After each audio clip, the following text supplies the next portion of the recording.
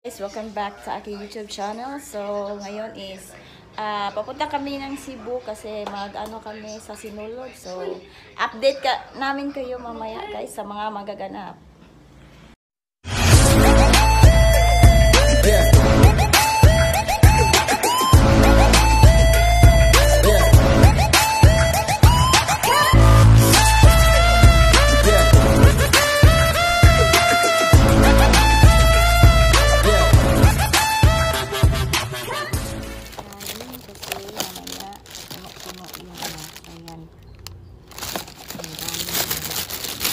Puno-puno yung mga kainan ng mango.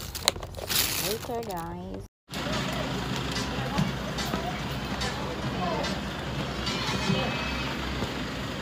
A few moments later. Gawin mo ginising.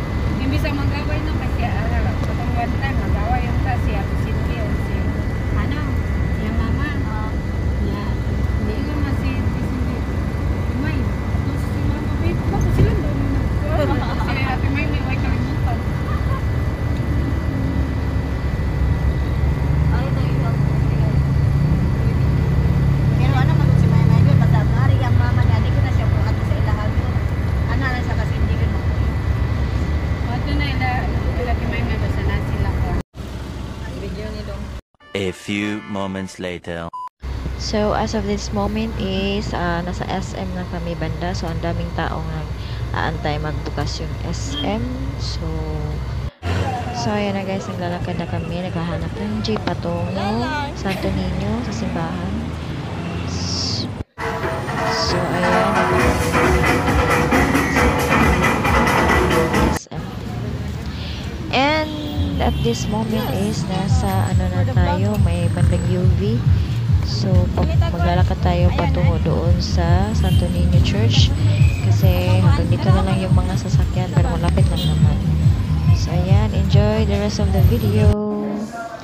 And ngayon nakapasok na kami sa loob ng Santo Niño. So, ang puno. And then that time is hindi ko na video no pumunta dyan yung senator na Senator Kiko at si Riza Hontiveros. Parang ko na shock.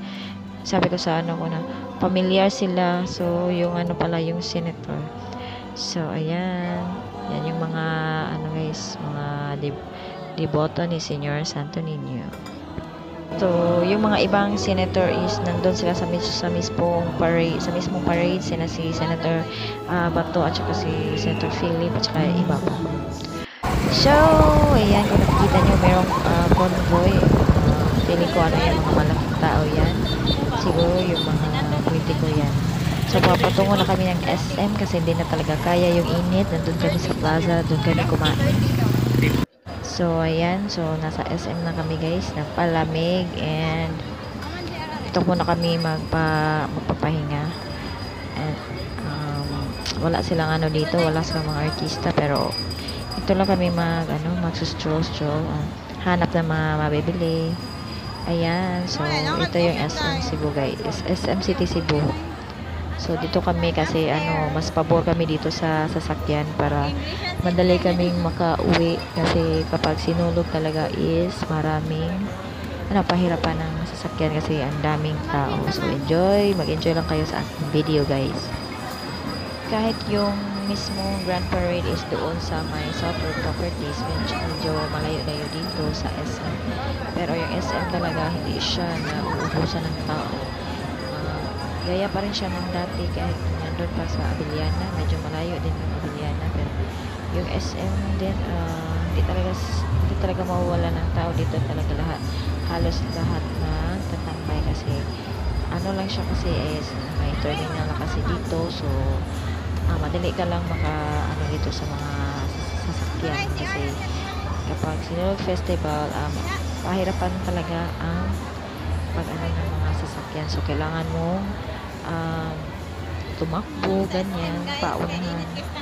Mauna kang umakyat sa mga jeep na ganyan. So, ayan, tamang gala lang kami dito.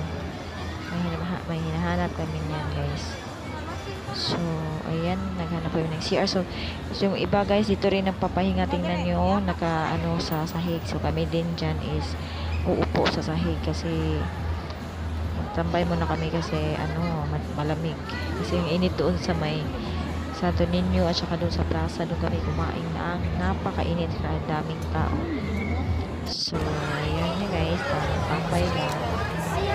And then, hindi rin kami nagtagal dyan. 5 p.m. ata.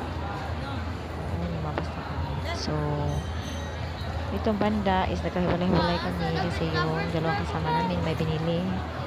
Tapos, daming tao. So, pahirapan yung So, pag sinulog, ang daming display dito guys. Mga accessories.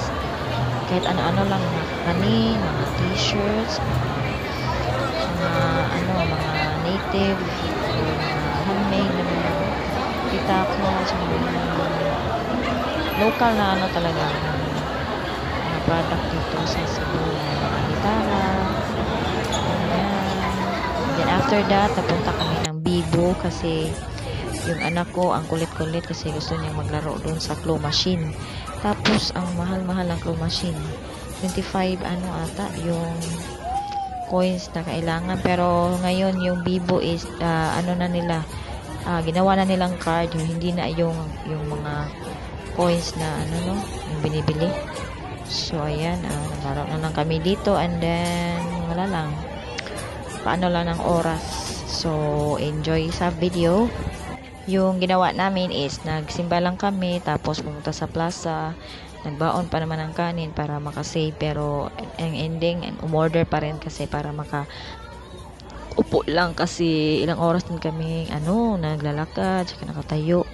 Then yun lang, hindi kami nanood ng parada kasi malayo na siya. So, yun lang. And then as of this moment is lumabas na kami mga 5 p.m. ata to.